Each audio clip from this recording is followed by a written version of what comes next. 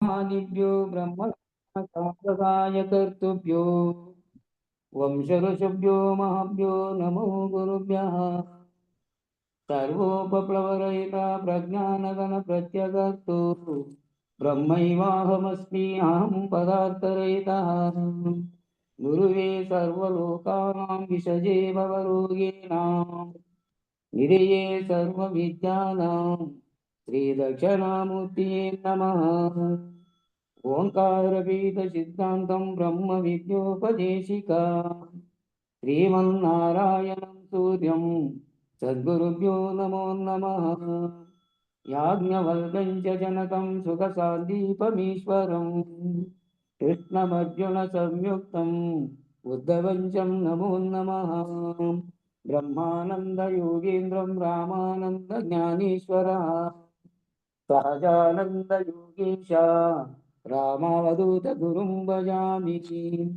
अंबिका शिवयोगीन्द्रं वेमनयोगी सद्गुरुं निरञ्जन वेङ्कयार्य तिरुवेङ्गला गुरुं भजे। श्रीधरस्वामी योगीन्द्रं शिवरामाख्यदीक्षितं कंबालूरि अप्पब्रह्म सद्गुरुभ्यो नमो नमः। परशुराम सीताराम भागवत कृष्ण योगीनां तीर्थानलक्ष्मणार्य सद्गुरुभ्यो नमो नमः। बृहद्वादिष्ट सिद्धान्तं पूर्णबोधोपदेशिकां श्रीवेङ्कटेश्वर योगीन्द्रं सद्गुरुभ्यो नमो नमः। आत्मानात्म अतीतमनिजं केवलात्मोपदेशिकां श्रीवेमलरामय्यार्य योगीन्द्रं सद्गुरुभ्यो नमो नमः। चराचरमतीतं च अचलपूर्णोपदेशिकां श्रीपूर्णानन्दपुल्लयार्य सद्गुरुभ्यो नमो नमः। पूर्णबोधसुधानिधिं पूर्वपुण्यफलप्रदं वेदान्तानन्दसद्गुरुं वेङ्कटरमणार्य गुरुं भजे। पूर्णानन्दपुल्लयार्य पुत्ररत्नमहागुरुं विष्णानन्दविभुं देवं कृष्णमूर्ति नमो नमः। परब्रह्मानन्दवर्षं परापरसमादर्शं श्रीज्ञानाज्ञानतीतानन्द अष्टोत्तर्य नमोऽस्तु ते। सर्वकालाकालप्रत्यक्षं सर्वोत्तमसुशाश्रितं विरहितानन्दसद्गुरुं वेङ्कटदासार्यं भजे।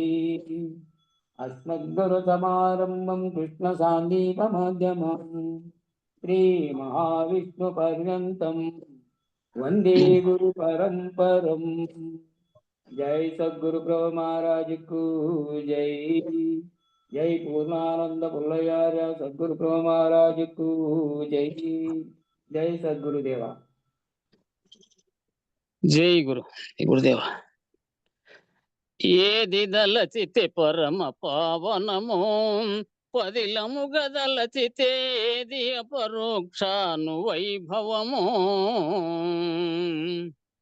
ఏది గలదది ఏది లేనిది ఏది ఏదనేదేది రాది బోధ రూపకమైన ద్వాదశి వాదనలు మదిలేని సాధుల హృదయమున గలదది అధామృతము మధురమును గ్రోలు యథార్థులకు నిర్దేక పావనము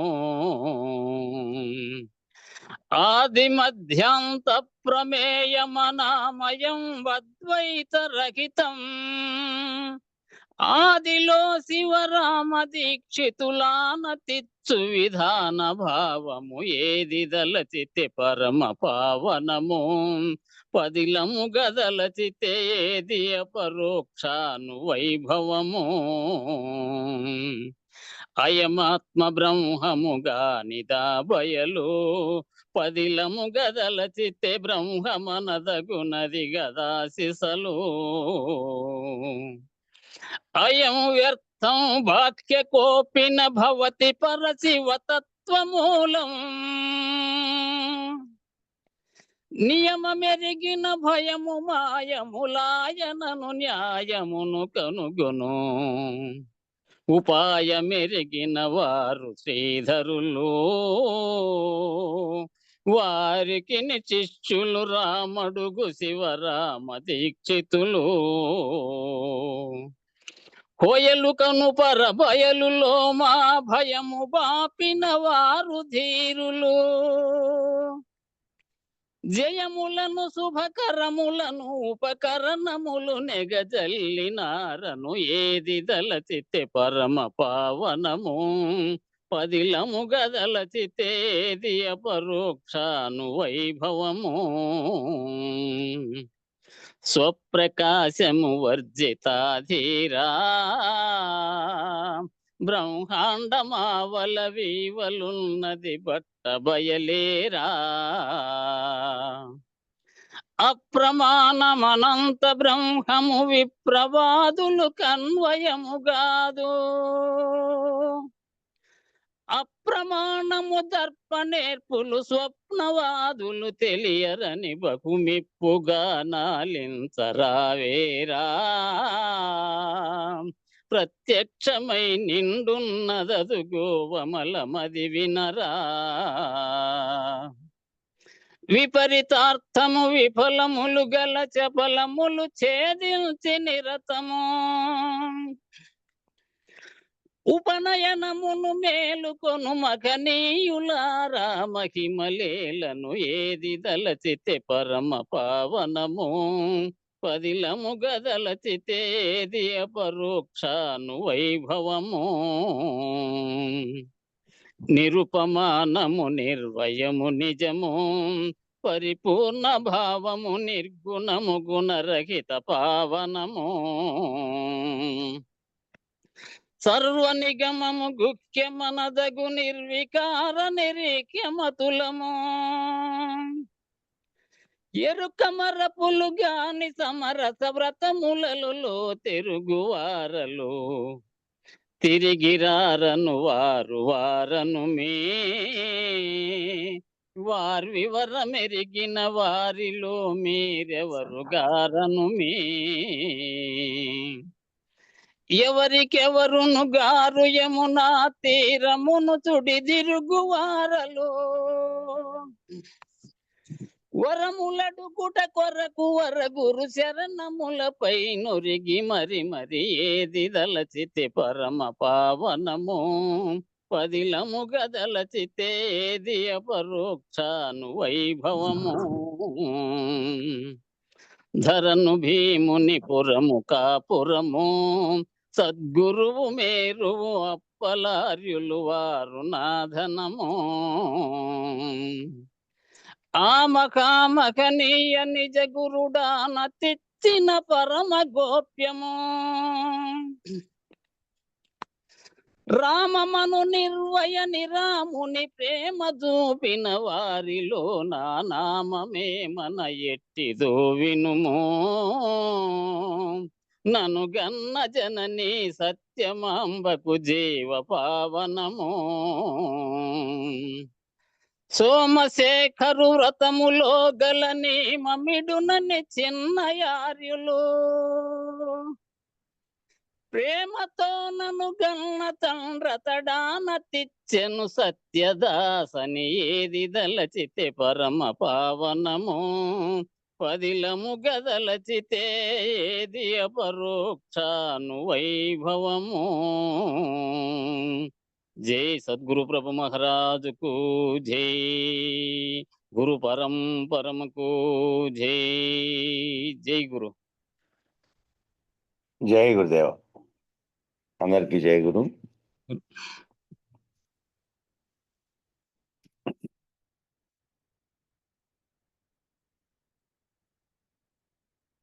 అచలామృత సారంలో ఏ సాధన లేని బోధ ద్వితీయ తరంగిణి ప్రారంభమవుతుంది. దీంట్లో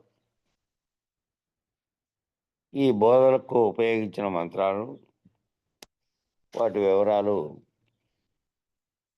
మొదట తీసుకొచ్చి ఎక్కడి నుంచి స్వీకరించారు ఆ వివరాలు ఉన్నాయి.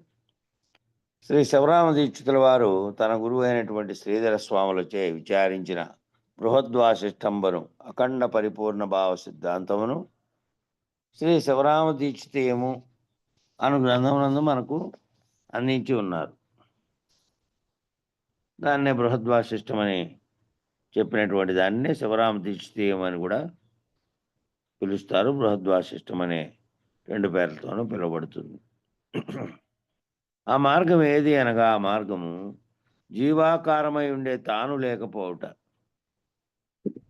జీవాకారంగా ధరించినటువంటి ఉపాధిని ధరించి తాను నేనని పలుకుతున్నటువంటి దాంట్లో ఏదైతే ఉన్నదో నేనంటున్నది, అది ఆ జీవాకారాన్ని ధరించినటువంటి తాను లేకపోవడం. తాను శరీరంగా ఉన్న శరీరం అనే దాంట్లోనే ఉండి సర్వము చేస్తున్నప్పటికీ 2 ఒక్కటిగానే ఉన్నాయి. ఒకటిగా కలిసే తాను శరీరము ఒక్కటిగా ఉన్నాయి.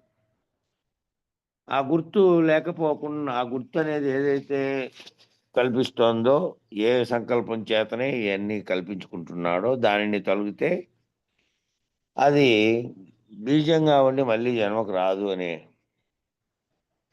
సిద్ధాంతాన్ని ప్రత్యేకంగా దీక్షితీయంలో ఏవేవి చర్చించారాయన అనేది ఇక్కడ ఇస్తున్నారు. శ్రీ శివరామ దీక్షితుల వారు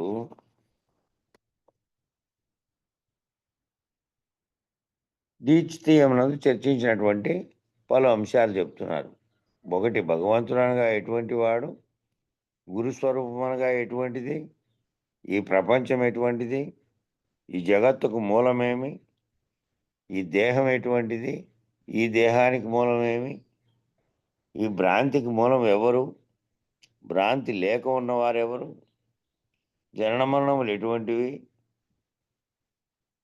జననములు భేదించుట ఎలాగు, ఇవి ముఖ్యమైనటువంటి అంశాలు దాంట్లో బృహద్వాసిష్టంలో చర్చించినటువంటి అంశాలు. ఇవన్నీ వివరించారు విపులంగా శివరామ దీక్షితుల వారు. ఇత్యాది విషయములు బాగా పరిశీలించి విచారించి అచల పరిపూర్ణ భావ సిద్ధాంతమును మనకు అందించి ఉన్నారు. ఇవన్నీ విచారం చేసి అచల పరిపూర్ణ సిద్ధాంతము అనే దాన్ని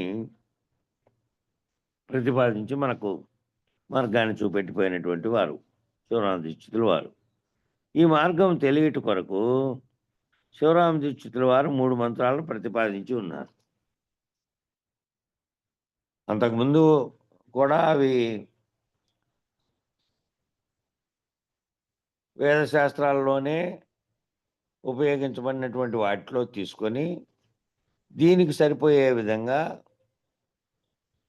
అంతకుముందున్న కూడా అవి సంస్కృతంలోనే ఉన్నాయి. ఆయన కూడా సంస్కృతంలో చెప్పి మళ్ళీ వాటిని తెలుగులో కూడా దానికి చెప్పారు. మంత్రంగా చెప్పుకోవడానికి ఒకటి, దాని అర్థం మామూలుగా తెలుగు అర్థంలో చెప్పుకోవడానికి ఒకటి చేశారు. అయితే ఇప్పుడు మనం చెప్పుకుంటా ఉండేటువంటి మొదటి మంత్రానికి ద్వాదశాక్షరి అని పేరు. మొదటి మంత్రం అది మొదట ఏ రూపంలో ఉందంటే, ఏతన్మిథ్యా శుద్ధ వియత్ కించిన్ నాస్తి. ఇది 1వ మంత్రం. దాని అర్థమే ఈ ఉత్త బట్టబయలు ఏమీ లేదు. మూలంలో ఉన్నటువంటి మంత్రం ఇది. ఏతన్మిథ్యా శుద్ధ వియత్ కించిన్ నాస్తి. దాన్నే మన శివరామ దీక్షితుల వారు ఆయం వ్యర్థ బాహ్య కోపీన భవతి అనేటువంటి ఉత్త బట్టబయలు ఏమీ లేదు అనేటువంటి దానిగా మార్పు చేసి ప్రతిపాదించారు. షోడశాక్షరి అనేది నిర్మూలమే తథా జ్ఞాన శరీరం నాస్తి కేవలం అని ఉంది మూలంలో. ఇక దాన్ని కూడా సంస్కృతంలోనే మరో భావంలో చేశారు. అర్థం ఏమిటంటే, మూలం లేని గుర్తెరిగే శరీరం ఏమి లేదు. తెలుగులో మార్పు ఏది చేశారు? మూలంలో నిర్మూలమే తథా జ్ఞాన శరీరం నాస్తి కేవలం అనేది మూలాభావం జ్ఞాతం న శరీరం నకిమస్తి అనేదేమో శివరామ దీక్షితుల వారు మంత్రంగా మార్చారు. ఇది మూడోదైతే, స్వప్నే ప్రతీయమానాన్ని రూపాన్ని యథాతథ కర్పూర దీప సంయోగం జ్యోతి రూపం యథాతథ. ఆ పై 2 చెప్పినవన్నీ అర్థమైతే మటుకు ఆ పై చెప్పినటువంటి ఒకటి, ఈ జగత్తుతో సహా సర్వము లేనప్పుడు ఏమీ లేదు, ఉత్త బట్టబయలు తప్ప ఇంకేమీ లేదు. ఆ ఉత్త బట్టబయలులో ఇవన్నీ ఉన్నాయని భావించినవన్నీ కూడా కేవలం తోచినవే, లేనివి. ఇక ఈ తోచినటువంటి దానికి కారణమైన ముందు షోడశాచారిగా ఉండేది ఏదైతే మూలం లేకుండానే గుర్తెరిగే శరీరం ఉందో, మూలం లేకుండా వచ్చినటువంటి దీంట్లో గుర్తెరుగుతున్నది సర్వం కల్పిస్తున్నది. దీన్ని ముందు తొలగించుకుంటే ఆ మొదటిది ఉన్నది ఉన్నట్లే ఉన్నది. ఎట్టి వికారములు, మార్పులు, చేర్పులు ఏమీ లేకుండా రాకడా పోకడ లేనిది అది ఉంది. రాకడా పోకడా కలిగినటువంటి ఈ మూలం లేకుండా వచ్చినటువంటి గుర్తెరిగే శరీరం సర్వ సర్వ గుర్తులను తయారు చేసింది అదే. ఆ గుర్తెరిగేదని ఎందుకన్నారంటే శాస్త్రాలు, గ్రంథములు, ఈ రకమైనటువంటి భావములు, సిద్ధాంతములు సర్వము చేయడమే గాక అనేక విషయాల్లో ఊహలు చేసి అవన్నీ నిజమేమో అనుకునే విధంగా రూపం కల్పించింది. నిజానికి అది లేనిది. అది లేకుండా ఉంటే ఉన్నది ఒక్కటే ఉన్నది. ఈ లేకుండా ఉండేదనేది మధ్యలో వచ్చి మధ్యలోనే పోతుంది. కాబట్టి అనేక శరీరాలు పోతున్నాయి. అనేకమైనటువంటి యుగాలు గడిచినాయి. అనేక సార్లు పునఃసృష్టి జరుగుతూ ఉన్నది. దానికి కారణంగా ఉన్నదే ఆ నిర్మూలమే తదా జ్ఞాన శరీరం నాస్తి కేవలం. మూలం లేని గుర్తెరిగే శరీరం ఏమీ లేదని తెలిస్తే ఇది లేకుండా ఉంటే ఉండేది అసలైనది అట్లాగే ఉంది. అది ఏ రకమైనటువంటి మార్పు చేర్పులు, రాకడా పోకడా లేనిది. అవి రెండూ తెలిసిన తర్వాత ఇంకేముంది అనంటే మూడోదైనటువంటిది పంచదశి. స్వప్నే ప్రతీయమానాన్ని రూపాన్ని యథాతథ కర్పూర దీప సంయోగం జ్యోతిరూపం యథాతథ. ఇది దృష్టాంతం కలదోచిన శరీరాలు ఎలాగో అలాగే, మళ్ళా ద్రాష్టాంతం కర్పూరము కలిగి కూడితే ఎలాగో అలాగే అని. అట్లా నిర్ణయం ఆ పై 2 మంత్రాలతో నిర్ణయం అయినటువంటి వాళ్లకు ఆ 2 మంత్రాలతో నిర్ణయమైంది భావనలో గురువు సూచన చేత తాము కనుక్కుంటే గురుకృప చేత కనుక్కొని తాము ఆ భావన చెందితే ఏముంది ఇంకా అంటే స్వప్నంలో వచ్చినటువంటివన్నీ ఏ విధంగా లేవో, రూపాలన్నీ అనేకంగా ఉన్నవి మేలుకుంటే మామూలుగా ఏ విధంగా లేవో, అలాగే గురువు మెలకువ చేత మేలుకుంటే జాగ్రత్తలో ఉన్నవన్నీ కూడా నిజానికి లేనివే అనే కళ, ఈ జాగ్రత్తలో జరిగే కళ లేకుండా పోతుంది. ఇక కర్పూర దీప సంయోగం జ్యోతిరూపం యథాతథ. కర్పూరం కలిక కూడితే ఎట్లాగో కర్పూరంగా ఉన్నటువంటి శిష్యుడుగా ఉన్నటువంటి భౌతిక వస్తువుగా ఉన్నటువంటి రీతిలో ఉన్నాడు. గుర్తెరిగే శరీరంతో ఉన్నాడు. అక్కడ దానికి కలిక ఏది అగ్ని రూపం, జ్యోతి రూపంలో ఉన్నదేమో గురువుగా ఉన్నారు, జ్ఞానాగ్నిగా ఉన్నారు. భౌతిక శరీరం అనేది లేకుండా అశరీర గురుమూర్తిగా ఉండి లేనెరుకలోకి వచ్చి నేను బోధించడానికి లేనెరుకలో నుంచి వచ్చాడు. వచ్చి ఆ జ్ఞాన కలిక అనే రూపంలో దాన్ని వచ్చి ముట్టుకున్నాడు. ఈ శిష్యుడు అనేటువంటి భౌతిక రూపం కలిగినటువంటి ఆ కర్పూరాన్ని. ఇద్దరికి ఈ జ్ఞానం తగలడం చేత, ఈ జ్యోతి తగలడం చేత కర్పూరం ఎలా భస్మమైందో, అలాగే ఆ గురువాక్యం చేత, గురువు చెప్పినటువంటి మంత్రార్థం చేత అది దృఢపడిన తర్వాత శిష్యునికి అప్పుడు కర్పూరం అంటుకున్నటువంటి కలికితో కాలిపోయిన తర్వాత భౌతిక రూపం దాల్చినటువంటి ఉన్నటువంటి కర్పూరము లేదు, జ్ఞానజ్యోతితో దాన్ని లేకుండా చేసినటువంటి గురు స్వరూపంగా ఉన్నటువంటి జ్యోతి కూడా లేదు. రెండూ పోయినాయి. కాసేపు ఆ వివరణ అంతా తెలిసినటువంటి తర్వాత గురువు శిష్యులు ఇద్దరూ లేకుండా అయ్యారు. గురువు ఆల్రెడీ లేకుండా ఉన్నప్పటికీ శిష్యుని యొక్క ఆర్తి తీర్చడానికి లేనరకు లేకొచ్చి ఈ బోధనంతా చేసి, ఈ బోధ ఆ శిష్యునికి దృఢపడిన తర్వాత ఆ కర్పూరం అనే కలికి కూడితే ఏ విధంగా ఆ జ్యోతి ప్రజ్వలించి ఆ తర్వాత జ్యోతి లేదు, అక్కడ జ్యోతి వెలగడానికి కారణం వెలిగించినటువంటి గురువు, వెలిగిన తర్వాత ఉన్నటువంటి రూపంగా ఉన్నటువంటి తెల్ల కర్పూరం రెండు లేకుండా అయిపోయినాయి ఖాళీ ప్రదేశంగా. అట్లా ఇద్దరూ కూడా తాము రహితులై లేనటువంటి స్థితిలో శరీరం అనేది ప్రాణంతో ఉన్నటువంటి జడ శరీరం ఉన్నప్పటికీ తమలో గుర్తెరిగే శరీరం అనే దాన్ని దాన్ని లేకుండా చేసుకొని ఉంటారు. మూలం లేని గుర్తెరిగే శరీరం ఏమీ లేదనే భావన, ఈ జరుగుతున్నటువంటి జాగ్రత్త అనేటువంటిది కూడా కలవంటిదేనని, కలలో వచ్చిన శరీరాలు ఏ విధంగా లేవో ఆ విధంగానే కర్పూరంతో కలిగి కూడితే ఏ విధంగా అయిపోయిందో దృశ్యం అనేది లేకుండా కాసేపు ఉండి ఆ తర్వాత లేకుండా అయిపోయిందో అట్లా అయిపోయింది అని ఈ 3 మంత్రములు మాయా ఆవరణం అనే మూలం లేని ఈ 3 మంత్రాలు కూడా మాయా ఆవరణం అనే మూలం లేని గుర్తెరిగే శరీరం అనే దర్వాజాకు 3 తాళాలు తీసి భ్రాంతిని తొలగించి చరణ మరణాలు బాపు 3 తాళపు చెవులు. ఈ 3 తాళాలు కూడా చూడండి. 3 తాళాలు మళ్ళా వేరు దాంట్లకు వేరు తాళం కాదు. 3 తాళాలు మూలం లేని గుర్తెరిగేదానికి ఉన్నటువంటి వేరుగా చెప్పబడినటువంటి ఆ తాళాలు. ఈ 3 తాళాలను తీసేస్తే ముందు ఇది పోతేనే ఆ 2 దృఢమవుతాయి.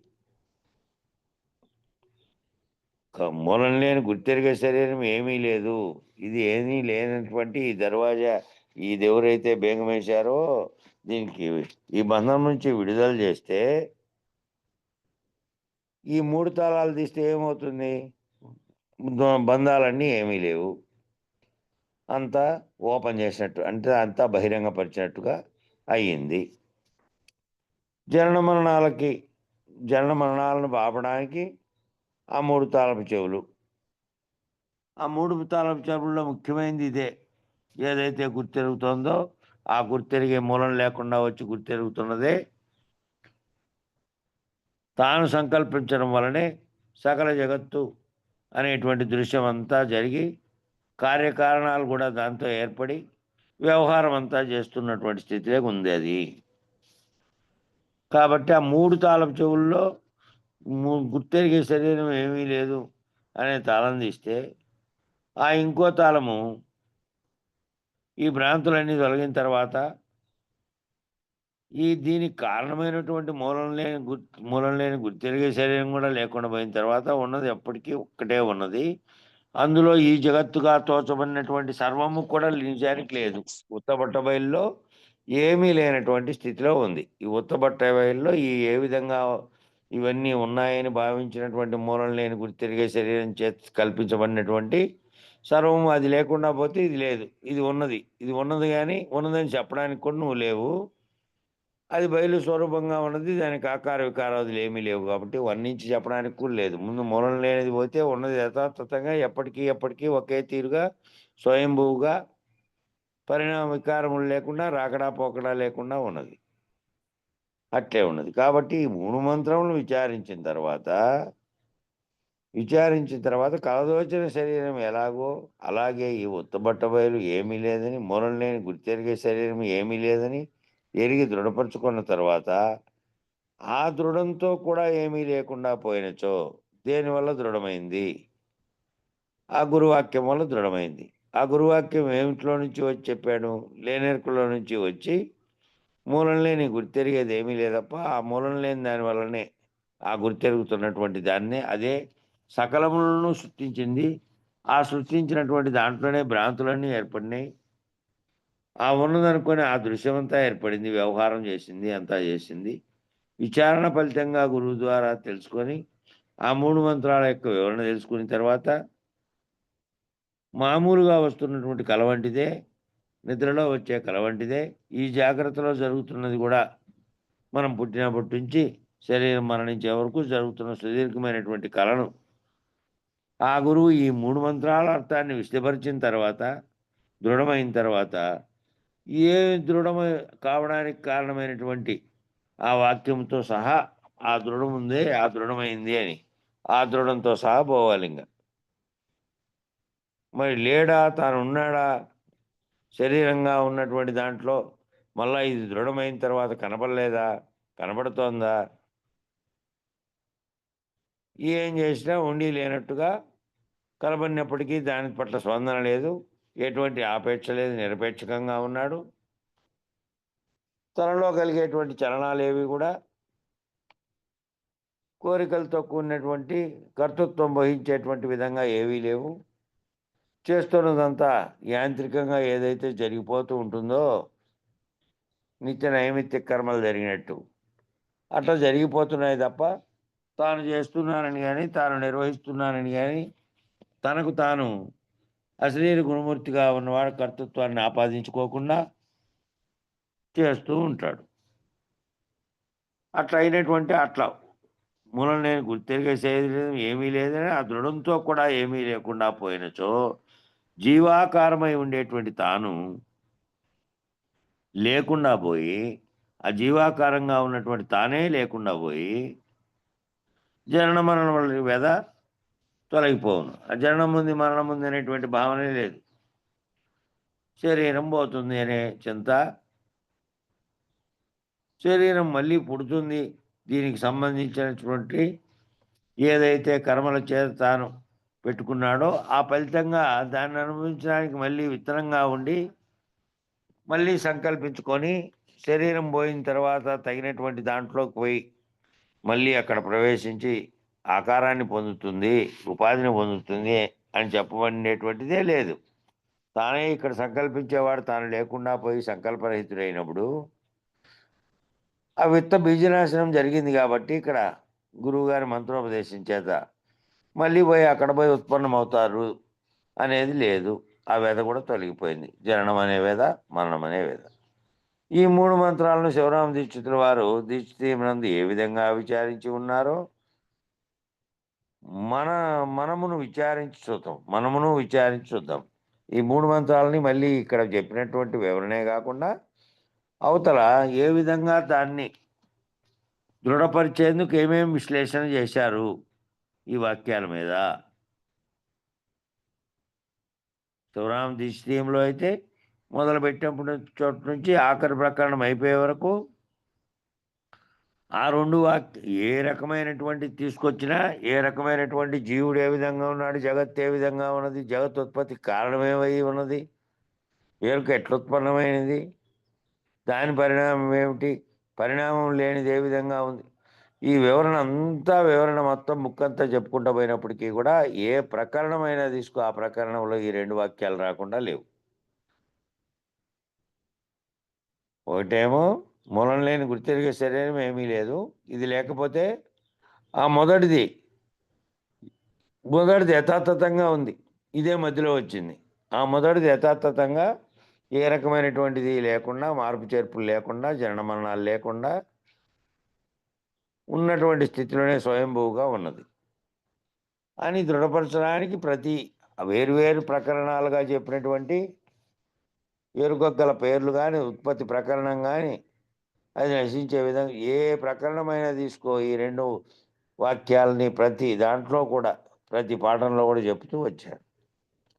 కాబట్టి దానిలో మళ్ళా వివరణ ఏమిటి అనేది ఇప్పుడు ఒకసారి వివరణ చూసుకుందాము అని ఈయన క్రోడీకరించినటువంటి మన ఈ గ్రంథ రచయిత కొన్ని అంశాలు క్రోడీకరించాడు. ఆ 3 మంత్రాలు ఏ విధంగా దాంతో దీన్ని ఇక్కడ విశదపరిచారో దానికి కొన్ని కారణాలు చూపించి ఎట్లా విశదపరిచారనేది యువతలు వస్తుంది, అది తెలుసుకుందాం. ఏ విధంగా విచారించి ఉన్నారు ఈ మంత్రాలనే బృహద్వాష్టంలో ఏ విధంగా విచారించి ఉన్నారు దాన్ని మనము కూడా విచారించి చూద్దాం.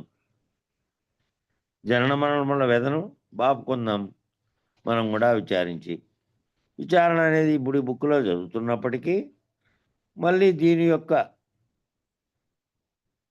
వాస్తవంగా దీనిని గ్రంథంలో చదివిన విధంగా సూచన అనేది గురువుగారు చేసి దీన్ని నీవు రహితపరచుకునేదేమో గ్రంథం ద్వారా అది కాదు, గురువాక్యం చేత గురువుగారు మీకు ఆ రహితపరిచేటువంటి విధానాన్ని చేసి మీ భావనలో ఈ మొత్తాన్ని తొలగించేస్తే ఒక్కసారిగా తుడిచేసినట్టు ఖాళీ పలకైపోతుంది. అది రాయబడిన అక్షరాలు క్షరము అక్షరం 2 లేకుండా అయిపోయి ఏమీ లేనిది విధంగా అవుతుంది.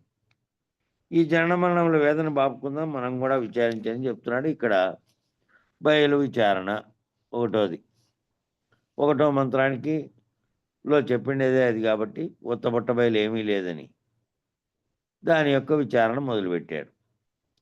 ఒకటోది, గురువు కన్నను వేరే దైవం లేదు. ఆయన విచారణ అపరిమితమై ఉండును. ఈ విచారణ తెలియవలను. ఈ విచారణ ముముక్షువులు తెలుసుకుందరు. ఆ ముముక్షువులకు ఎప్పుడూ అదే ఆలోచన, అదే దృష్టి కనుక వారికి తెలియదు. గురువు కంటే అధికంగా వేరే దైవం వేరేగా లేదు.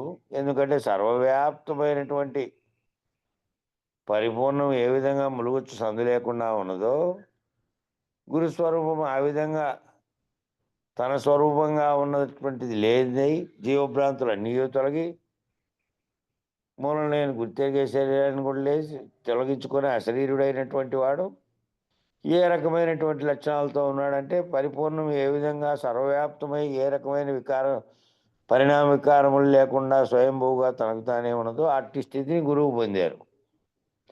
కాబట్టి ఆయనకు ప్రత్యేకంగా వేరే ఆయన కంటే వేరుగా ఉన్నటువంటి అన్యము ఒక్కటే ఉన్నది. ఆ ఒక్కటి గురు స్వరూపమై ఉన్నది, ఇంకా అన్యము లేదు. ఆయన విచారణ అపరిమితమై ఉండును. ఆయన విచారణ ఎలా ఉంటుందంటే పరిమితులతో కూడి లేదు, సర్వమును విచారించగలిగినటువంటి అపరిమితంగా ఉంటుంది. ఆ విచారణను తెలియవలను. మనకు తెలియాల్సింది ఆ విచారణ. ఆ విచారణ ముముక్షువులు తెలుసుకుందరు. ఎవరైతే మోక్షాపేక్ష కలిగి తీవ్రంగా ప్రయత్నం చేస్తున్నారో వాళ్ళు తెలుసుకోగలరు. ఆ ముముక్షువులకు ఎప్పుడూ అదే ఆలోచన. వారికి ఎప్పుడు ఆ మోక్షాపేక్ష కలిగినటువంటి వారికి ఎప్పుడూ దాన్ని తెలుసుకోవాలి. దాన్ని తెలుసుకొని ఈ జరామరణమైనటువంటి చక్రం నుంచి తొలగి జన్మరాహిత్యం పొందాలి. ఇదే ఉంటుంది వాళ్ళకి ఆలోచన. కాబట్టి అదే దృష్టి కనుక వారికి తెలియను. వాళ్ళ దృష్టి అంతా అదే. ఇంకా వేరే రకమైనటువంటి అన్యమైనటువంటి దృష్టి లేదు. మోక్షాపేక్ష కలిగిన వారికి ఏ వ్యవహారం ఏ పనిలో ఉన్నప్పటికీ ఎట్లున్నప్పటికీ మనసు అంతా కూడా దానిపైనే ఉంటుంది. కాబట్టి వాళ్ళు సులభంగా తెలుసుకోగలిగినటువంటి తెలుస్తుంది. అదే దృష్టి ఉంది కాబట్టి ఏ దృష్టి నువ్వు దేనిపైన పెట్టావో దానినే నువ్వు సిద్ధించగలిగినటువంటి స్థితికి పోతావు అని చెప్పారు కదా. అటువంటిదే ఇది కూడా. దృష్టి వేరేది లేదు కాబట్టి ఈ దృష్టి ఉంది కాబట్టి గురుకృప చేత తాను ఆ స్థితి పొందగలుగుతాడు. ఇక ఈ ఉత్త బయలందు ఏమీ పుట్టలేదు. ఈ ఉత్త బయలుగా ఉన్న దాని ఎందు ఏది కూడా పుట్టలేదు. పుట్టిన దానికి ఎలాగునోరాడును, పుట్టినది అనటానికి ఏ విధంగా నోరాడుతుంది? ఆ బయలు పుట్టదు, పుట్టించదు, పరిపూర్ణంగా సర్వవ్యాప్తమై ఉన్నది. దానికి కార్యకారణములు రెండూ లేవు. కారణం ఉంటే తప్ప కార్యరూపం ధరించడానికి వీల్లేదు. ప్రతి వస్తువుకు కూడా నిర్ణయం వచ్చింది. ఆ మృత్యు అనేది మన్ను ఉండబట్టే కుండ చేయాలనే ఆలోచన నుంచి మళ్ళీ రూపం ధరించడానికి కారణమై ఉన్నది. కారణమై ఉన్నదాన్నే కార్యరూపంగా ధరింపజేసేది మనసు. వాటిపై పెట్టి ఏ విధంగా దాన్ని మార్పు చేయాలి, ఏ విధంగా చేస్తే సరిపోతుంది అనేటువంటి ఆలోచనతో చేశారు. కాబట్టి అట్లా వస్తు రూపం ధరించడానికి పుట్టినటువంటి ఆలోచన ఏ విధంగా అతనికి ఉందో అట్లా వస్తు రూపంగా ఏ రకమైనటువంటి కారణం కానీ దాంట్లో ఈ జగత్తు ఉత్పత్తి కావడానికి సరిపోయేటువంటి అంశాలు కానీ ఏవీ లేవు.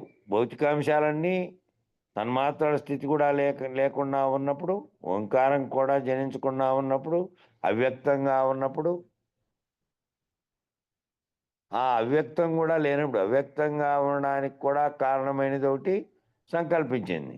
అది కూడా ఏదీ లేనప్పుడు పరిపూర్ణ పరబ్రహ్మంగా ఉన్నటువంటి బయలే ఉంది. ఆ బయలులో ఎటువంటివి వస్తురూపమైనటువంటి కారణాలు లేవు. కారణం లేకుండా ఉండేటువంటి దాంట్లో కార్యరూపం ధరించే వస్తువే ఉండదు. ఏదైనా సరే దానికి కారణంగా ఉండే మూల పదార్థం ఉంటే తప్ప ఎట్టి పరిస్థితులను వస్తువు అనేది తయారు కాదు. కాబట్టి ఈ బట్టబయలులో ఇది పుట్టింది, ఇది ఉత్పత్తి అయింది అనడానికి సరిపోయేటువంటి అంశమే లేదు అందులో. కాబట్టి ఆ బట్టబయలులో మనుషులు, పందులు, కుక్కలు, నక్కలు ఏమిన్నీ పుట్టలేదు. ఏది ఆ బట్టబయలులో పుట్టలేదు. ఇందుకు దృష్టము లేదు. ఇందుకు ఏదైనా దృష్టాంతం చెప్పడానికి కూడా ఇదిగో దీంట్లో ఈ కారణం ఉండి ఆ కారణం చేత దాంట్లో నుంచి ఇది ఉత్పన్నమైంది అని చెప్పడానికి కూడా లేదు. ఎందుకనగా ఈ భూమి కంటే ముందు పరిపూర్ణం తప్ప ఏమీ లేదు. ఎందుకంటే కార్యరూపం ధరించినటువంటి భూమి, దాంట్లో ఉండే మిగతా 4 అయినటువంటి భౌతికాంశాలు కూడా ఉన్నాయి. అన్నీ కూడా ఏమీ లేవు, అన్నీ లేవు. ఈ భూమి ఏర్పడకముందు ఏముంది? అంతా బయలు స్వరూపంగా ఉంది. సృష్టి జరగలేదు కాబట్టి, సృష్టి జరిగిన తర్వాత కదా ఈ బ్రహ్మాండం అంతా ఏర్పడడానికి కారణమైనది ఉంది అని. దానికి ఉన్నటువంటి బీజాన్ని తొలగించుకుంటే బ్రహ్మాండమైనటువంటి దృశ్యమే లేదు అని తెలియబడింది అనుకోండి తర్వాత. అయితే తెలియబడక ముందైనా సరే, తెలిసిన తర్వాత అయినా సరే, ముందు సృష్టి జరగకముందు ఏముండే? సృష్టే జరగలేదు. సృష్టిలో కనపడుతున్నటువంటి ఖగోళం కాటు నుంచి ఇక్కడి వరకు ఉన్నటువంటి ఈ కింద వరకు పై వరకు ఉన్నటువంటి సర్వము తొలగిపోతే ఏ రకంగా ఒక ప్రదేశము అని చెప్పడానికి కూడా లేకుండా, ప్రదేశం అనేది మళ్ళీ ఆకాశం లాగా ఇవన్నిటికీ అవకాశం ఇచ్చినటువంటిది అయితే ప్రదేశం అది. ఎందుకు అంటే దానికి కొలతలు ఉన్నాయి కాబట్టి.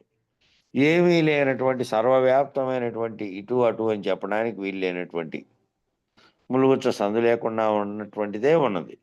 కాబట్టి దాంట్లో ఏ రకమైనటువంటి కారణ వస్తువు లేదు కాబట్టి, దానికి ఉదాహరణగా చెప్పడానికి దృష్టాంతం కూడా లేదు కాబట్టి, ఈ పుట్టిందనట దాంట్లో ఇవన్నీ పుట్టినాయనట వివేకంగా అవుతుంది కాబట్టి, ఈ భూమి కంటే ముందు పరిపూర్ణం తప్ప మరేమీ లేదు కాబట్టి, పరిపూర్ణం బయలు కాదని ఎవరు అనకూడదు. పరిపూర్ణం బయలు కాదు, పరిపూర్ణము వస్తువుగా ఉన్నది అనడానికి కానీ, లేదంటే పరిపూర్ణమే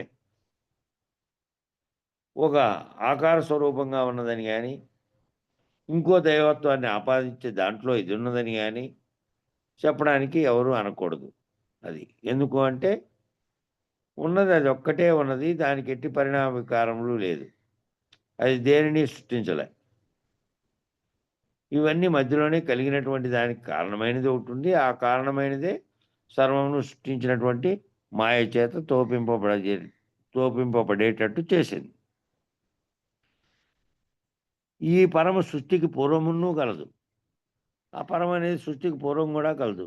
ఇందుకేమీ సందేహం లేదు. ఈ పరమునకు నామరూపములు లేవు. ఆ పరముగా ఉన్నటువంటి దానికి నామరూపములు లేవు.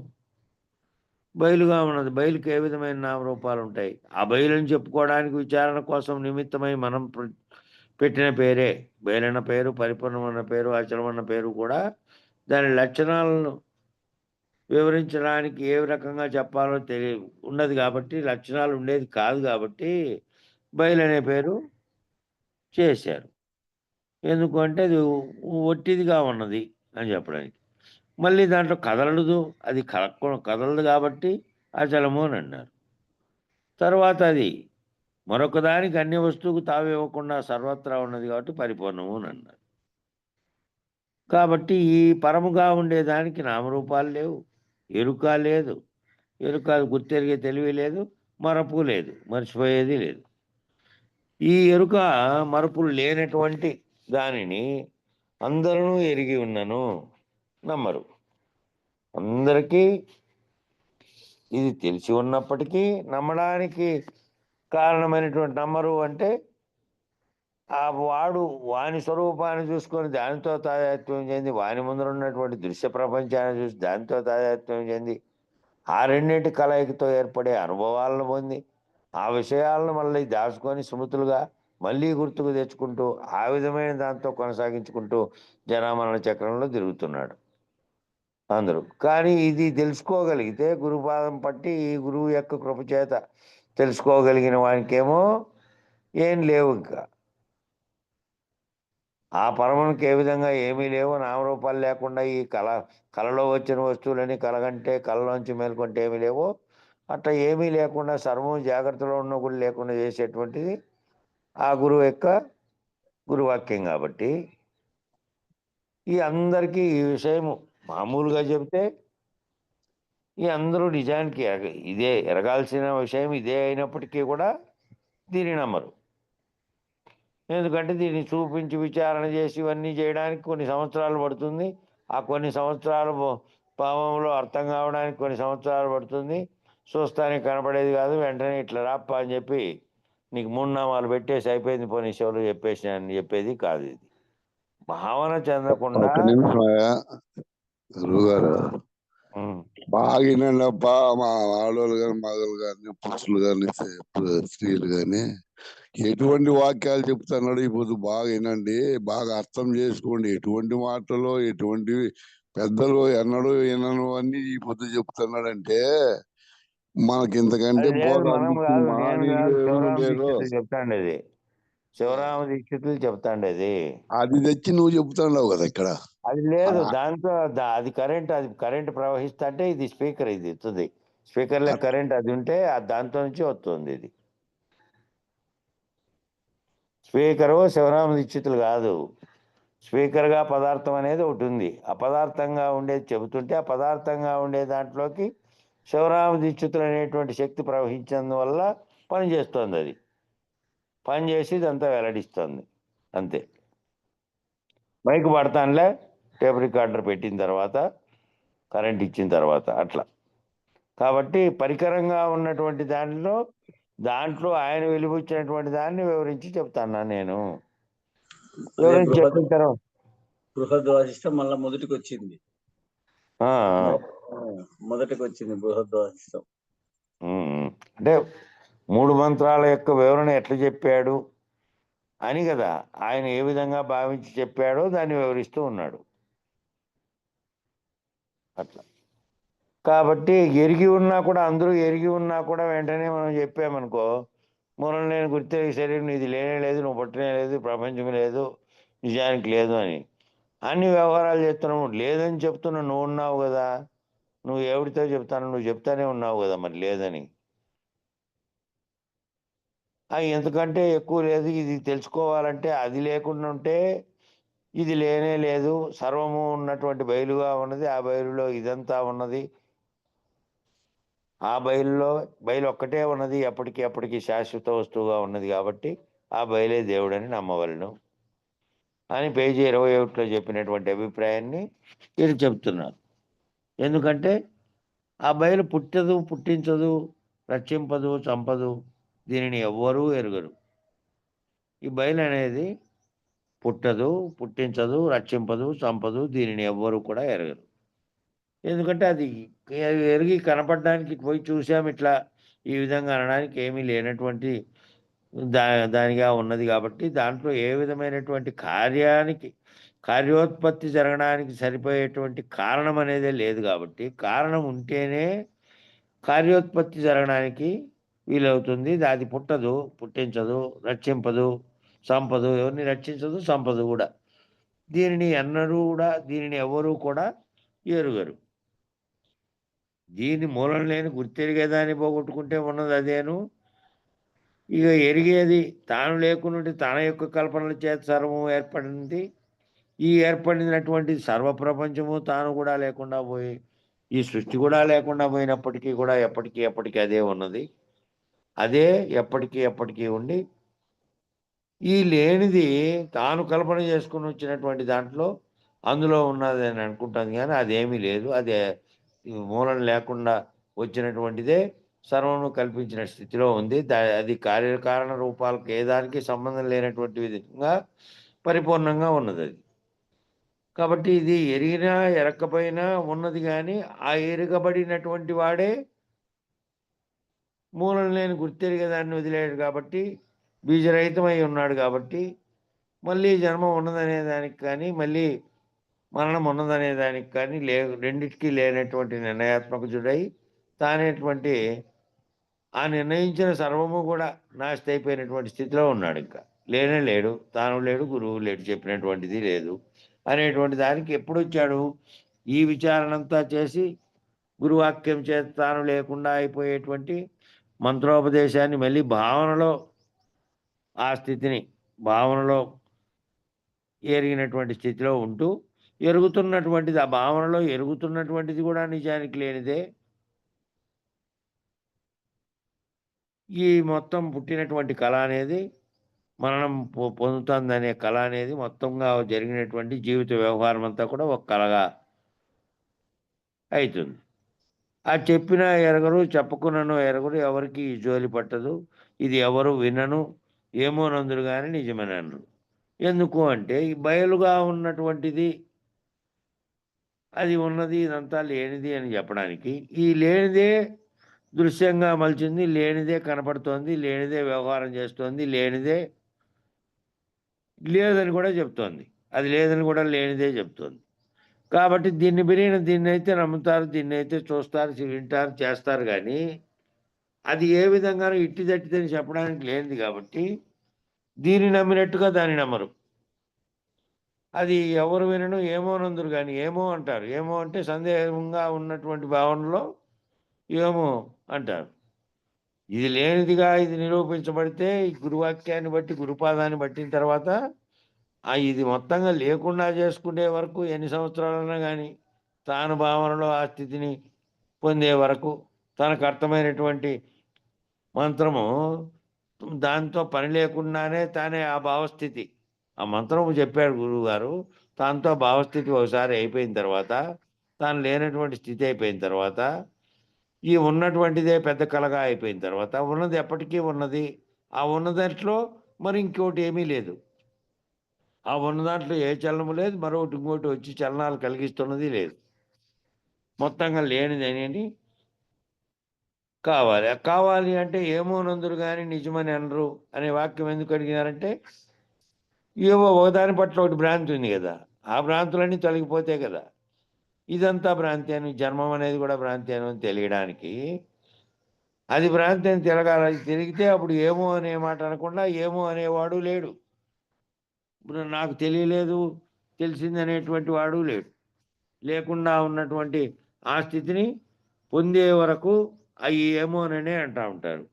ఈ భ్రాంతులు అన్నీ పోయే వరకు ఏమోనబ్బా, ఏమో అని అనిపిస్తోంది మనసులో. మళ్ళీ కానీ ఆ కొరత ఉంది కొంచెం, ఏంటంటే ఏదో ఓ సందేహం వస్తూ ఉంటుంది. ఈ అన్నీ పోవడానికే అనేక రకమైనటువంటి దాష్టాంతాలు గురువుగారు చెప్పి, మళ్ళా తన జీవితంలో జరిగిన అనుభవ వాక్యాలు కొన్ని ఉంటాయి, గ్రంథంతో కాకుండా తాను వ్యవహరించే దాంతోనే, మళ్ళీ తన జీవితంలో ఉండే దాంతోనే ఉదాహరణలు చెప్పి, ఇదిగో అప్ప ఈ విధంగా నువ్వు అర్థం చేసుకో, ఈ విధంగా ఉన్నది అని చెప్తారు. కాబట్టి ఏమి ఉన్నది అంటే అతి రహస్యం బట్టబయలు. ఏది ఉన్నది అంటే అతి రహస్యం బట్టబయలు అన్నారు.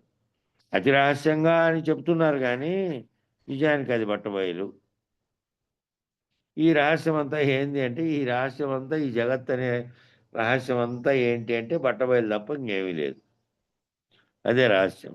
ఆ రహస్యం ఏంటి అంటే, మూలం లేని గుర్తెరిగి శరీరం పోతే ఉన్నది అదేను, అది తప్ప ఇంకేమీ లేదు. ఎట్లుందంటే బట్టబయలుగా ఉంది. తెలియబడే వరకు అది అతి రహస్యంగా ఉంది. తెలియబడిన తర్వాత బట్టబయలు అయిపోయిన తర్వాత ఇంక అది తప్ప ఇంకేమీ లేదు. అందరూ కానీ ఏమి ఉన్నది అతి రహస్యం బట్టబయలు అందరూ కానీ, బట్టబయలు ఎటువంటిదో ఎరగరు. బట్టబయలు ఎటువంటిది అది ఎరగడానికి ఆ పరమునకు నామరూప క్రియలు లేవు కదా, ఇది తప్ప ఏమీ లేదు. ఎందరు ఎన్ని విచారించినా, ఎన్ని విధములు విచారించినా ఏమీ లేదు. ఎవరి విషయములలోనూ ఏమీ లేదు. యోగ్యులైనా కూడా ఇంతకనను ఏమీ సాధించలేరు. మహాయోగ్యుడై గ్రంథకర్త అయి మహాగ్రంథాలను రచించి మహా విషయాలన్నీ శోధించి ఛేదించి అన్నీ చెప్పినప్పటికీ కూడా ఆఖరి నిర్ణయంగా ఏముంది, ఆ చేసిందంతా ఏమీ లేదు. ఉన్నదొక్కటే ఉన్నది, అది పరముగా ఉన్నది, నామరూపాత్మకంగా లేదు అని చెప్పది. అది అతి రహస్యం బట్టబయలు అందరూ కానీ ఎటువంటిదో ఎరగరు అని చెప్పినది ఎందుకు అంటే, చెప్పి చూపించి వివరించేది కాదు. కేవలం భావన చేత, గురువుకు చెప్పినటువంటి ఆ మంత్రముల చేత ఏదైతే ఈ కళను కల్పిస్తోందో అది లేకుండా అయినప్పుడు ఆ ఉన్నది ఉన్నట్లుగా ఉన్నది అనేది, అది బయలుగా ఉన్నది అనేది గుర్తెరుగుతుంది. ఆ బయలుగా ఉన్నది అంటే ఏ చర్య లేకుండా ఉన్నది, ఏ చర్యకు కారణం ఇవ్వకుండాను ఉన్నది అని అన్నారనుకో. నువ్వు కూడా ఏ చర్య లేనటువంటి స్థితిలో ఉన్నావు అంటే, నువ్వు నడుస్తూ ఉన్నావు, కూర్చొని ఉన్నావు, నిద్రిస్తూ ఉన్నావు, లేదా ఇతర పనుల్లో నిమగ్నమై వ్యవహారం చేస్తూ ఉన్నావు. చేస్తూ ఉన్నప్పటికీ చేస్తున్నటువంటి కళ అది, చూస్తున్నటువంటి కళ, వ్యవహరిస్తున్నటువంటి కళ. నిద్రించినప్పటి కళలో వస్తు స్వరూపంగా ఉన్న వస్తువులు కానీ, జరిగినప్పుడు కార్యాలు ఏవో జరిగితే దానితో బాధించబడినప్పటికీ, సుఖించబడినప్పటికీ, నవ్వబడినప్పటికీ, వ్యవహరించబడినప్పటికీ కళలోటివి. మేల్కుంటానే ఏ విధంగా మామూలు వ్యక్తి అయినాడు కూడా ఈ మంత్రార్థంతో పని లేనివాడు కూడా ఏ విధంగా దాన్ని తెలుసుకోగలుగుతున్నాడో, లేనిది అని మెలకు వస్తానే కళ లేదు అని. అట్లా ఇదంతా విచారణ చేత ఈ సర్వ జగత్తుగా కనపడుతున్న సర్వ వ్యవహారం కూడా తాను చేస్తున్నదంతా ఏమీ లేదు అనేది తెలియబడి ఉంటాడు. మరి ఉన్నాడు, అప్పటికీ తెలియబడినప్పటికీ, భావంతో తెలుసుకోగలిగినప్పటికీ, దృశ్యరూపంగా విచారించితే తప్ప తెలియకుండా ఉన్నదాన్ని తెలుసుకున్నప్పటికీ ఉన్నాడా లేడా, భౌతికంగా ఉన్నాడా లేదని చెప్పినటువంటి ఆ గురువు కూడా ఉన్నాడు కదా.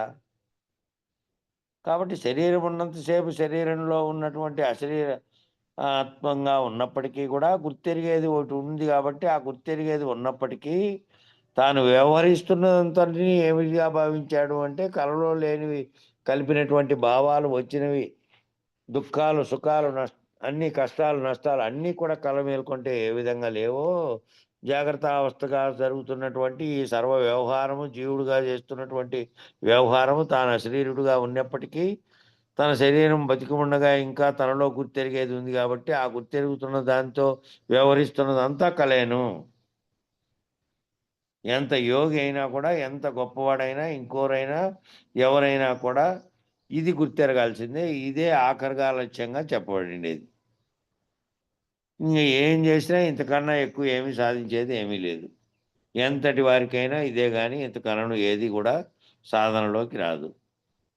ఏ సాధనలు, ఆ సాధన ఏమి చేసినప్పటికీ కూడా గుర్తెరగాల్సింది ఇదే. గుర్తెరిగేది లేనిదని, ఉన్నది ఒక్కటేనని. దీనికోసమే ఇదంతా చేశారు. ఇంత చేశారు కాబట్టి ఏవో సాధనలు చేస్తే ఇంకోటో చేసినంత మాత్రాన దాంట్లోకి రాదు. ఆ సాధనల్లోకి ఇది రాదు. తెలియబడేది అదే, తెలియబడాల్సింది. తెలియబడుతున్నటువంటిదంతా కూడా లేనిది అని తెలిసిన తర్వాత ఏమైతే ఉందో అదే ఉంది. ఈ ఉత్త బట్టబయలును ఎవరును గుర్తెరగరు. ఈ పరిపూర్ణం మనలను కప్పుకొని ఉన్నది. ఈ పరమనే ముసుగులో మనం ఉన్నాము. ఈ బట్టబయలు అనేది ఎన్నటికీ పోనేరదు. ఈ బట్టబయలు అనేది ఎవరు గుర్తెరగట్టే. సర్వము సర్వవ్యాప్తమై సర్వంగా అన్ని మనకు స్థానం లేకుండా కప్పుకొని ఉన్నప్పటికీ మనం ఈ పరమనే ముసుగులో ఉన్నాం. ఆ పరము ఛేదించి అది బయలుగానే ఎప్పటికీ బయలుగానే ఉన్నది. ఏది కూడా దాంట్లో లేదు. ఈ గుర్తెరిగి ఏదైతే ఇది ఉన్నది, ఈ ముసుగులో ఉన్నది ఉన్నాం మనము అని చెప్తున్నటువంటి వాక్యంతో సహా మనమే చెప్పి మనమే చేస్తున్నాం. ఈ విచారణ అంతా కూడా మన చేతనే, మన యొక్క ఆలోచనలు పుట్టుకొచ్చినందువలనే, ఇది ఎందుకు ఇలా అనే ప్రశ్నించడం వేసుకోవడం వలనే మొదలై అటు నుంచి ఈ తీర్మానం చేసే వరకు ఈ నిర్ణయాలన్నీ కూడా చేసినటువంటిది అదే లేనిది. ఉన్నది బయలుదే, బట్టబయలుగానే ఉన్నది. ఆ పరమనే ముసుగులోనే ఉన్నాం మనం. కాబట్టి ఈ బట్టబయలు అనేది ఎన్నటికీ పోనేరదు. అది ఎప్పటికీ పోనేరదు. ఏ ముసుగైతే మనం కప్పుకొని ఆ పరమును గురించి చింతిస్తున్నామో, ఆ చింతిస్తున్నది అంతా విచారణ చేసి చింతిస్తున్నది లేకుండా అయిపోతే, ఆ ముసుగు కూడా తొలగిపోతే, బట్టబయలు ఉన్నదని చెప్పడానికి కూడా నువ్వు లేవు, అది లేనిదని చెప్పడానికి లేవు. అది ఎప్పటికీ ఉండనే ఉంది. లేనిదే పోతుంది. లేనిది పోతే అది ఉన్ననే ఉంది. ఈ లేనిది మధ్యలో వచ్చి తోచినటువంటిదే పోవాల్సింది. ఈ పరిపూర్ణమనగా పుట్టనిది, చావనిది, సర్వదేశముల యందు సర్వకాలముల యందు మొదలు చివర లేక చెలించక ఉన్నది. ఈ పరిపూర్ణమనగా పుట్టనిది. ఈ పరిపూర్ణం అనేది అది పుట్టలే, మళ్ళా చావనులే. పుట్టుక ఉంటేనే ఏ వస్తువుకైనా సరే ఉత్పత్తి జరిగి ఉంటేనే శిథిలం కూడా అవుతుంది. ఉత్పత్తి జరిగితేనే నాశనం అవుతుంది. కాబట్టి వస్తువైనా, భౌతిక రూపాలు కలిగిందైనా, ప్రాణం కలిగిందైనా, చైతన్యంతో కూడినటువంటి ప్రాణం కలిగిందైనా, చైతన్యం లేనటువంటి శిలలు ఇతరత్రా ఉండేటివైనా సరే, అవేమో సృష్టి అంతమైనప్పుడు అంతమవుతాయి, ఇవేమో శరీరం అంతమైనప్పుడు అంతమవుతాయి. కానీ ఈ పుట్టుక అనేదే లేనటువంటి స్థితిలో ఉన్నటువంటి పరిపూర్ణమనగా, పుట్టనిది చావంది కాబట్టి సర్వదేశములందు సర్వకాలములందు, ఈ సర్వదేశములందు సర్వకాలములందు ప్రదేశం ఇది. సర్వదేశములోని సర్వ ప్రదేశాల్లోను అంటే ఎక్కడ ఇంక చెప్పడానికి వీలు లేకుండా 8 దిక్కులు పైన కింద ఏం చెప్పాడు? పూర్వమేవ నిరాళంబం ఆగ్నేయే నిర్గుణంతత దక్షిణే నిత్యశుద్ధంచ నైరుత్యం నిరుపద్రవం పశ్చిమే నిష్కలం చైవ వాయువేచ నిరంజనం ఉత్తరేచ నిరాకాశం ఈశాన్యో నిర్మలో భవేత్ ఊర్ధమేవ నిరాకారం అదచ్చ నిర్వికారక అంతర్బహిష్య సర్వత్రా అచలోయం సనాతన. అన్ని మొత్తం 8 దిక్కులు పైన కింద లోపల బయట ఎక్కడా కూడా ఏమీ లేదు, బయలు తప్ప ఏమీ లేదు. అది ఒక్కటే ఉన్నది. ఈ ఉన్నవన్నీ కూడా ఈ దిక్కులుగాను, ప్రపంచంగాను, జగత్తుగాను, దృశ్యంగాను ఉన్నదంతా ఏమీ లేదు. సర్వకాలములందు సర్వ దిశలందు ఎక్కడా కూడా సర్వదేశములు యందు మొదలు కొన లేకుండా చెల్లించకుండా ఉన్నది ఏది అంటే పరిపూర్ణంగా ఉన్నదే. అతిరహస్యం బట్టబయలనగా వినియు తెలియజాలదేమకో తేటపడగా మాయ బలమైన వారెట్లు మరుగుదోయ నవ్వే తరభోగి శ్రీ సదానంద యోగి. సదానంద యోగి శతకంలోని సదానంద శతకంలో ఒక పద్యం ఉదహరించినారు ఇక్కడ. అతిరహస్యము అనే బట్టబయలనగా వినియు, ఈ అతిరహస్యము బట్టబయలైందని విని కూడా తెలియజాలరు ఈ జనాలేమోను తేటపడేటట్టుగా. మామూలుగా చెప్పుకునే విషయాల్లో అందరూ వాడుతున్నారు అది. ఆ ఏం రహస్యము లేదు లేప్ప, అది నాకు కూడా తెలిసింది, కానీ నేను అంతా బట్టబయలు అనే వాడుతూ ఉంటారు. కానీ నిజానికి ఈ బట్టబయలుగా చెప్పినటువంటి ఈ విచారంలో కాదు. వాళ్ళు ఊరికే ఎవరో చెప్పకుండా మురుగు పెట్టి ఉంటే అది నాకు తెలిసిపోయిందిలే బట్టబయలైంది అన్నట్టు వాడుతూ ఉన్నారు తప్ప, ఈ బట్టబయలనే పదం దేనికి వాడారు? ఇది ఎందుకు అతిరహస్యంగా ఉండి మళ్ళా బట్టబయలైనట్టుగా చెప్పబడింది, ఈ ఉదాహరణ అయినటువంటి సూత్రం ఎట్లొచ్చింది అని తెలియజాలదేమో తేటపడగా, ఈ తేటపడే విధంగా విచారం చేస్తే ఇది తేటపడుతుంది. మాయ బలమైన వారెట్లు మరుగుదోయ, మాయ బలంగా ఉండేటువంటి వారు ఎవరు ఈ విధంగా దాన్ని మరుగుపరుచుకునేది? మాయ బలమైనటువంటి మాయ బలంగా ఆక్రమించింది. ఇంకా మాయ చేత బలంగా ఆక్రమించబడినవాడు తాను నిడిపించుకోవాలంటే ఏం చేయాలి? ఇంకా ఏమి చేసినా కూడా కాదు. అది గురువు దగ్గరికి పోయి దానికి కారణమైంది ఏదో తెలుసుకొని దాన్ని వదిలి పోగొట్టుకుంటే తప్ప ఆ మాయ బలమైనటువంటి వారు ఏ విధంగా వదిలించుకోగలరు? ఏ విధంగానూ వదిలించుకోలేరు అని ఆయన సదానంద యోగి చెప్పినటువంటిది పద్యం ఉదహరించారు అక్కడ. ఇక అతిరహస్యం బట్టబయలని కలిగే ఉన్నది. అతిరహస్యం బట్టబయలనేటువంటి మాట కలిగే ఉన్నది, కానీ ఆ వాడుక ఎప్పటికీ అనుభవం వల్ల తెలియజాలరు. అది వాడుక పదంగా ఉంది తప్ప అది అనుభవం కింద తెలియబడేది కాదు. ఆ అతిరహస్యం బట్టబయలు అనేది మాటేమో ఉంది, కానీ వాడుకలో ఆ వాడుకలో ఉన్నటువంటి అది అనుభవము వల్ల తెలియజాలదు. అది అనుభవించేటువంటి స్థితిలో ఉండదు. అది బట్టబయలు అనేది వస్తువు కాదు కదా. ఈ వస్తువు నేను చూశానప్పుడు చాలా బాగుంది, సౌకర్యవంతంగా ఉంది, నాకు బాగా ఉపయోగపడింది అనబడేది కాదు. వాడుక చేసి వాడుకను ఉదాహరణగా చెప్పడానికి అది ఉన్నటువంటి ఖాళీగా ఉన్నటువంటి బయలుగా ఉన్నటువంటి దాంట్లో ఆ బయలులో ఈ సర్వత్రా సర్వము కలిగి చేస్తున్నటువంటి ఈ సర్వనటనలు అన్నీ లేకుండా అయిపోతే అదే ఉన్నదనే భావం తెలియబడుతుంది. అది వాడుకగా ఊరికే పదం ఉపయోగించినంత మాత్రాన తెలియబడేటువంటి కాదు. కాబట్టి అనుభవం కూడా ఏమీ దానివల్ల రాదు. కాబట్టి అనుభవం లేనటువంటి స్థితి కాబట్టి అది అనుభవ రహితమైనటువంటిది కాబట్టి తెలియజాలదు. కనుక గురువుల వలన సాంప్రదాయం అందుకే కదా. ఈ సాంప్రదాయము గురువులు అనేటువంటి పరంపర అంతా ఎందుకుంది అంటే ఒకరు ఎవరికో కొందరికి చెప్పిపోతే ఆ కొందరిలో కొందరైనా నిష్ఠాతులై ఆ కొందరు కొనసాగిస్తూ పరంపరంతో కొనసాగుతూ వచ్చింది. బృహద్వాసిష్టం అనే ప్రత్యేకమైనటువంటి సిద్ధాంత గ్రంథంగా తయారు చేశారు కాబట్టి సామాన్యులైనటువంటి జనబాహుల్యంలోకి శూద్రుల్లోకి అందరిలోకి వచ్చింది. లేకపోతే ఏ వేదమో చదివినటువంటి వేద పండితులకు మాత్రమే పరిమితమైనటువంటిది బాహ్యంగా అందరి దగ్గరికి అందరూ ఎవరైతే ఏ ఏ వృత్తుల్లోనైనా ఉండని వాళ్ళ వృత్తితో కానీ వాళ్ళ పనితో కానీ వాళ్ళ ఆకారంతో కానీ వాళ్ళ స్త్రీ పురుషుల అనే దాంతో కానీ నిమిత్తం ఏమీ లేకుండా అందరూ తెలియబడేటువంటి విధంగా ఏ విధమైనటువంటి విధి నిషేధాజ్ఞలు లేకుండా ఈ గుళ్ళేకి నువ్వు పోకూడదు, ఆ గుడి మీద స్త్రీలు మాత్రం పోకూడదు, ఈ గుళ్ళేకి పలానులే పోవాలి అనేది ఏమీ లేకుండా ఉన్నటువంటి దీన్ని తెలుసుకోవడానికి ఎవరైనా కూడా అర్హులే. ఎవరైనా అర్హులే కానీ ఏ విధంగా అర్హులు, ఏ విధంగా తెలుసుకోవాలి? మరి ఆ పైనటువంటి వాడుక పదం అనుభవం చేత కాదు కదా, అనుభవం అనేదే లేదు కదా దానికి. ఆ అనుభవరహితమైన దాన్ని గురువుల వల్ల, గురు సాంప్రదాయం వల్ల అన్నారు. ఆ గురువులు ఎట్టి గురువులు అని అంటే మళ్ళీ నిన్న కూడా చెప్పారు, మళ్ళా బ్రహ్మమును నిలబెట్టి మళ్ళా సాక్షిత్వాన్ని మళ్ళీ ఓసారి మేల్కొలిపి చెప్పే విధంగా మేలుకొని మళ్ళీ అదే ఉత్పత్తి అయ్యే విధంగా ఉండేటువంటి బ్రహ్మం కాకుండా నిరావరణమైనటువంటి బయలుగా ఉన్నటువంటి దాన్ని మాత్రమే ఎరిగించగలిగినటువంటి అశ్రీల గురుమూర్తుల దగ్గరికి పోతే, ఆ సాంప్రదాయంలో కొనసాగుతున్నటువంటి వారి దగ్గరికి పోతే అప్పుడు ఆ అతిరహస్యం బట్టబయలు అనే పదం ఎందుకన్నారు అనేది అవగాహన అవుతుంది. అనుభవం చేత అవగాహన అయ్యేది కాదు. అందువల్లనే దాని కొరకే ఈ గురు పరంపర అంతా కొనసాగుతూ ఉన్నది. ఆ గురువుల వలన ఈ సాంప్రదాయం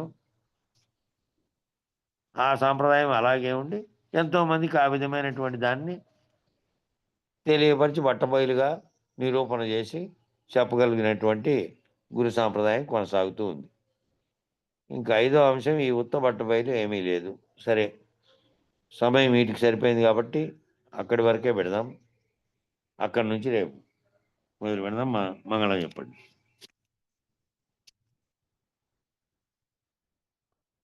మంగళం చెప్పి